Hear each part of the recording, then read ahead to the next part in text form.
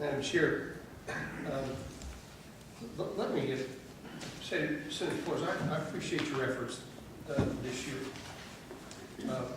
It does seem to me as I read the bill, and if I'm wrong, you can correct me or take whatever steps are necessary to change the verbiage. But as I read this bill, if my dog gets out of my yard, that for all intents and purposes, I'm considered to be an irresponsible owner. I believe that's what this bill intentionally says. And I appreciate the fact that you've shaken your head no, but the way I read it, it does in fact make me an irresponsible owner. And you have the ability to knock on my door and to tell me that I in fact might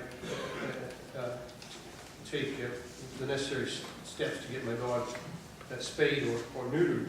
Now, Senator Walker had an interesting comment. She talked about the fact that she was interested in working dogs and hunting dogs, but let me just say to my colleagues that some of you may not have dogs, or you may not have dogs. The fact of the matter is every dog's a working dog. They all have different responsibilities, and they all see it differently. So from that standpoint, it seems to me that what we're attempting to do here today is to try to dictate that one size fits all. Whatever we'll work in Los Angeles, we'll work up in El Toros. Whatever we'll work in Fresno, we'll work someplace else. Just doesn't happen to be the case.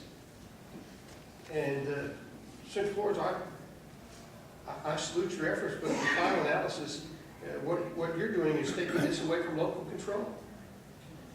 And as you take it away from local control, you're also taking away the flexibility of the program. Senator Flores, I know that you know that and the members of this committee know that there's nothing in statute that prohibits local government from instituting their own mandatory spay and neuter ordinances.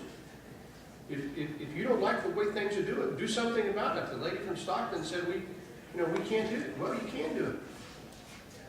And so it just seems to me that this is the same old bill as last year, maybe a little bit different. But in the final analysis, what we're trying to do is to take this responsibility away from the local entities and in fact trying to make one size fit all.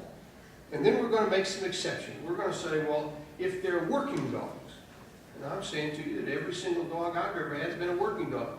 Some of them barked. Some of them, were there for other things.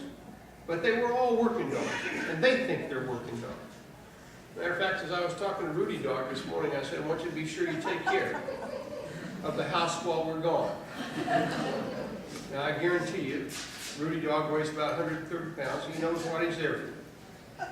And so it just seems to me, Senator Flores, that respectfully, that this is a bill that this is an issue that we ought to leave to local governments because they know best about what they need. And it then ultimately comes down to exactly the same thing we were talking about a few minutes ago as it relates to saying to a city or county regarding fire protection or flood protection.